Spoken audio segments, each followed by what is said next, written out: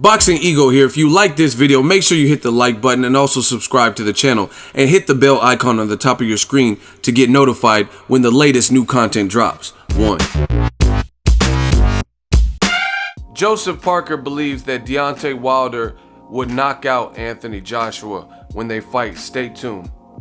What up, fight world? It's your boy Ego, and I'm back with some more boxing. Make sure you smash the like button. Also subscribe to the channel for the latest and greatest in boxing. If you want to become part of the gang, notification gang, please hit the bell icon. Shout out to the Super Chat channel donations, the Venmo donations, and the Patreon family.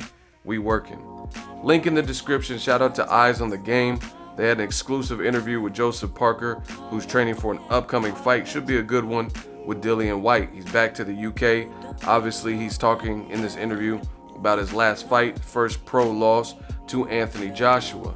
And he said some very interesting things. I'm going to paraphrase and add on, give some of my thoughts. Link in the description in case you want to watch it.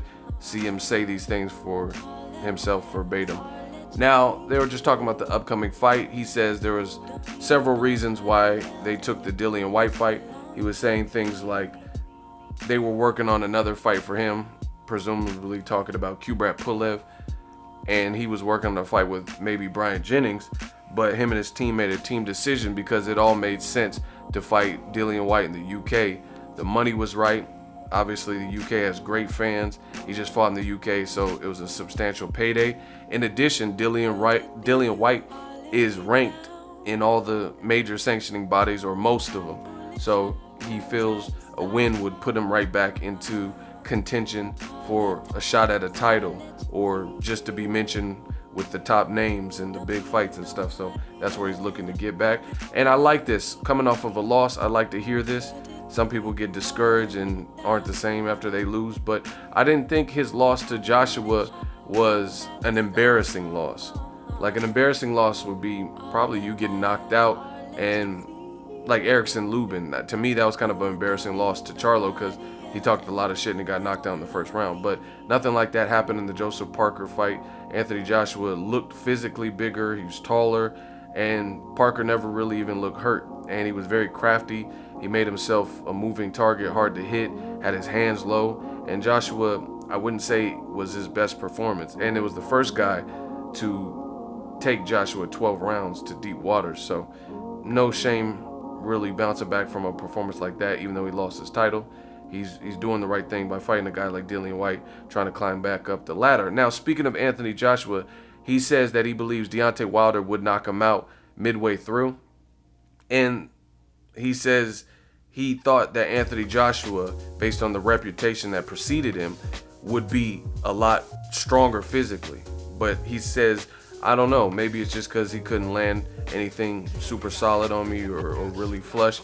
But he picked Wilder. He says he has a style similar to mine, but he's taller, and that right hand is crazy. So he's picking Wilder to unseat Anthony Joshua by knockout. You know what I mean? Which could be one of the reasons why Eddie Hearn and Joshua seem like they'd rather go the Povetkin route first, because it is a risk fighting Wilder. See, Wilder's the type of risk where he's an inch taller than Joshua, and he has crazy, freakish power, Julian Jackson type power in the heavyweight division. And he could be losing a fight, but turn it all around. You know what I mean? I thought Luis Ortiz was doing really good versus Deontay Wilder, and you've seen how that played out. Wilder was the first person to hurt his opponent Ortiz, but then Ortiz regained his wits about him, and he ended up hurting Wilder in the 7th, and then Wilder still got dug down deep and then got to basics and stuff, and then was able to stop Luis Ortiz. So needless to say, he says he wanted to see the Joshua Wilder fight. Again, I feel the same way. He says we need to see who's the best heavyweight, right?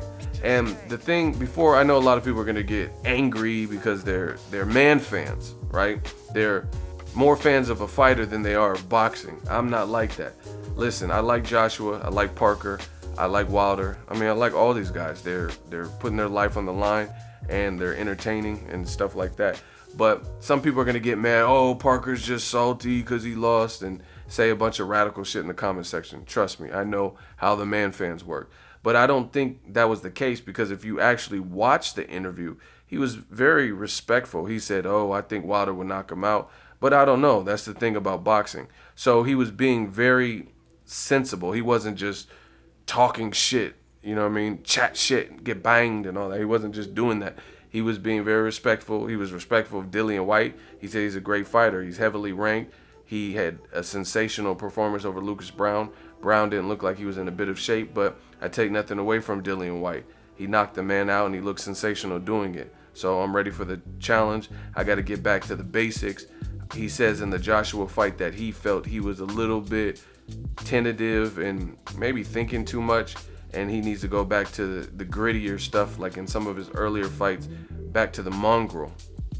And that's what he said specifically. So yeah, you got to listen to the interview. It didn't sound like he was being honest. It didn't sound like he was just out here mad because Joshua won, because he even had an out, and I would have took it, to be honest, where the interviewers asking him about the ref. A lot of people were mad at the ref in the Joshua fight, and he didn't even take it. He just said, "Oh yeah, I can't be mad at the ref. I should have done this and this versus Joshua." So it didn't sound salty at all. And to me, that was bullshit. The ref definitely favored the hometown fighter and put Parker in. He doesn't have to say it. I'll say it.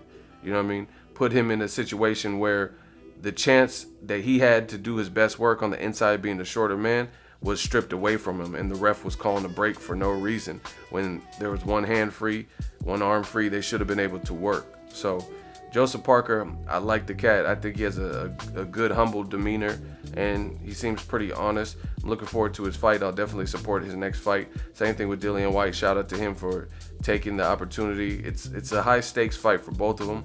I know they're gonna get paid good, and the winner moves up the ladder, but it's gonna be a setback for the loser because they both lost to Anthony Joshua, and they're both right on the cusp of getting a big fight, another big fight, or a title fight here soon.